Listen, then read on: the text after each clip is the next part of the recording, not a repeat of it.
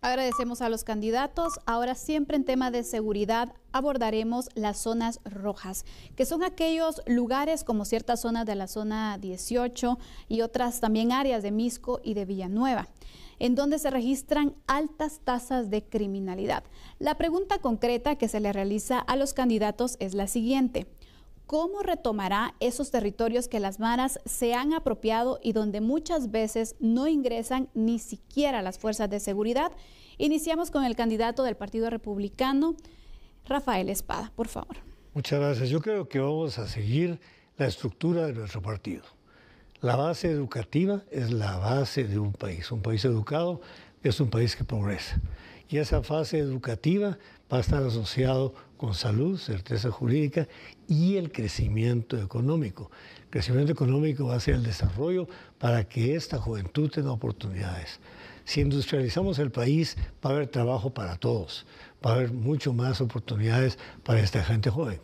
Naturalmente, asociado a esto, los cuerpos de seguridad, los servicios de inteligencia y todo el sistema de seguridad en la cual el presidente es directamente responsable de esta seguridad del país, va a tener que reorganizar todas las fuerzas de seguridad, organizar una policía profesional, bien entrenada, servicios de investigación e inteligencia, no solo nacional, sino internacional, porque esto viene relacionado al crimen internacional, al crimen organizado.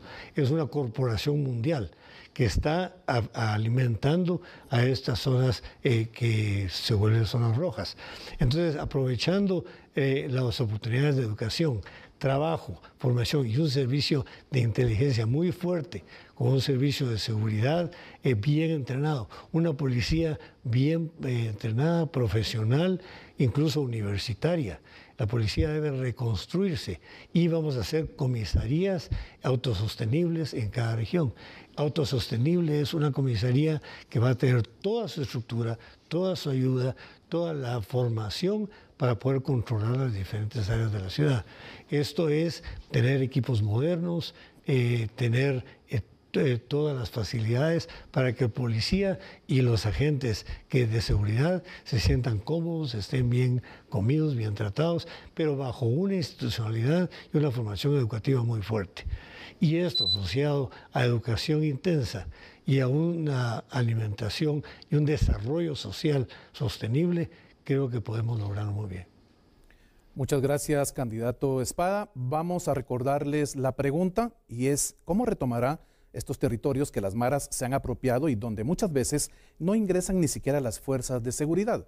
Vamos a escuchar ahora la respuesta del candidato presidencial por el Partido Victoria, Amílcar Rivera. Este caso a mí me indigna muchísimo. ¿Cómo se sentiría usted que usted le tenga que pedir permiso a los delincuentes para poder recibir invitados en su hogar para celebrar su cumpleaños o para celebrar el cumpleaños de sus hijos? Esta es la realidad que viven muchos guatemaltecos, no solamente en la zona 18, sino que en varias zonas de la ciudad capital, en Misco, en Villanueva, y así podría seguir mencionando otras zonas o otros municipios de nuestro país, lamentablemente. Por eso, mi primera orden será instalar destacamentos militares en estas zonas para devolverle la paz y la seguridad a estas familias.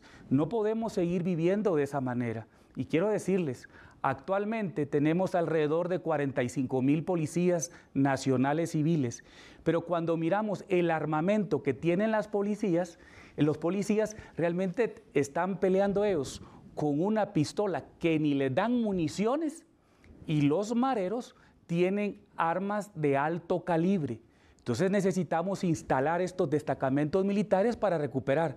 Y nuestro país, por la población y el tamaño que tiene, necesita 75,000 policías y solo tenemos 45,000, y tenemos un ejército que tiene alrededor casi los 17,000 soldados. Entonces lo tenemos que usar para devolverle la paz y la seguridad a usted, para que usted pueda invitar a su familia, pueda invitar a sus amigos a su hogar y no tenga que estarle pidiendo permiso a nadie. Hay que recuperar esos espacios que le pertenecen a usted.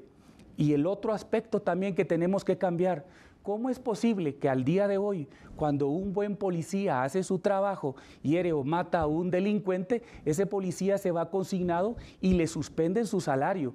Y todavía él tiene que pagar de ver de dónde el abogado para que poder llevar ese proceso. Eso debe de cambiar y eso es lo que yo quiero. Por eso quiero ser presidente, para que usted, que tiene ese problema, que no puede invitar a nadie a su casa si no le pide permiso a los mareros, usted pueda invitar a su familia, a sus amigos, y que usted pueda recuperar esa paz y seguridad. Por eso es importante acabar con las maras y los extorsionistas.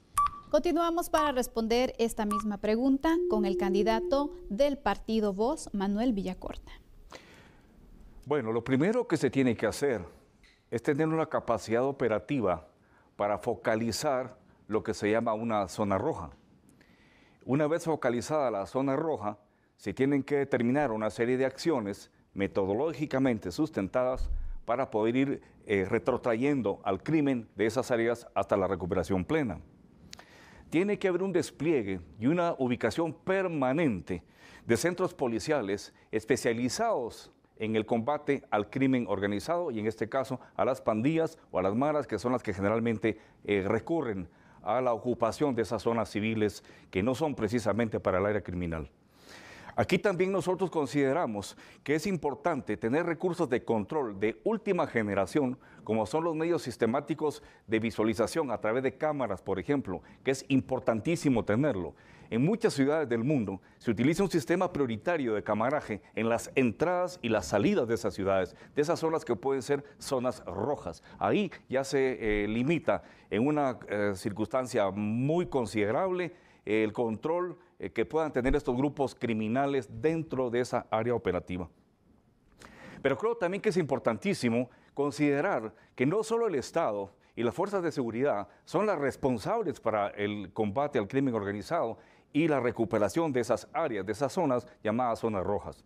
Yo creo que tenemos que trabajar con una red social muy importante. Cuando fui embajador en Israel, hice estudios muy precisos de cómo se maneja ya la seguridad y me pude dar cuenta que uno de los elementos de mayor fortaleza de esos sistemas de seguridad son las redes sociales operativas en función para evitar el crimen organizado. Allí participan todos, los bomberos, la policía, los maestros, los padres de familia, los comerciantes, los empresarios, en un network bien establecido con sistemas incluso de telecomunicación para estar informados de cualquier movimiento sospechoso que no sea normal en esa comunidad. Pero también tenemos que tener programas de formación específicos para la juventud. Yo veo esos parques en la noche iluminados con gente preparada, formando a los jóvenes, haciéndoles saber, concientizándolos de que hay un camino, pero reitero, nada de esto va a tener éxito si no se da un verdadero proyecto de desarrollo socioeconómico que lo libere de esa crisis en la que están. Muchas gracias, candidato. Ahora vamos a escuchar la respuesta a esta misma pregunta al candidato presidencial del partido Todos, Ricardo Sagastume. Muchas gracias.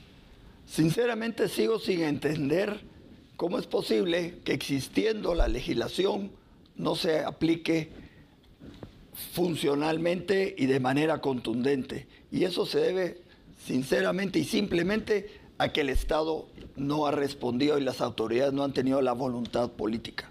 Hace un momento yo mencioné que la ley del Sistema Marco de Seguridad Nacional establece el Sistema de Seguridad Nacional. Y ese sistema tiene que funcionar.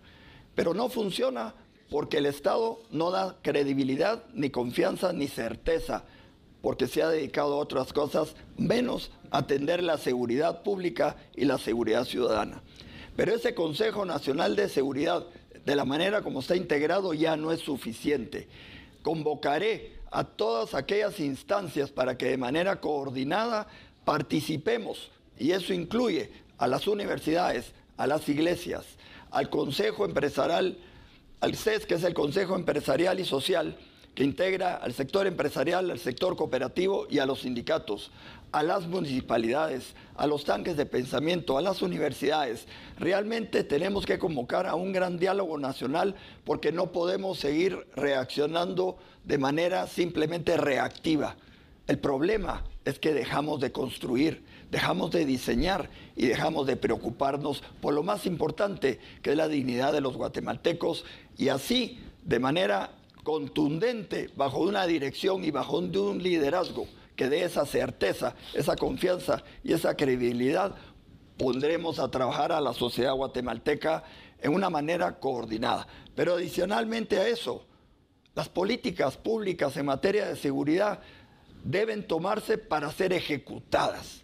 Estamos llenos de políticas públicas, 68 políticas públicas hay en términos generales en el Estado, pero todas ellas se quedan guardadas porque simple y sencillamente las autoridades se han dedicado a hacer todo menos a gobernar, y esa es la propuesta contundente. Vamos a gobernar Guatemala tomando las acciones y atacando frontalmente las estructuras financieras, a los testaferros y especialmente también aquellas estructuras económicas que tienen estos grupos criminales.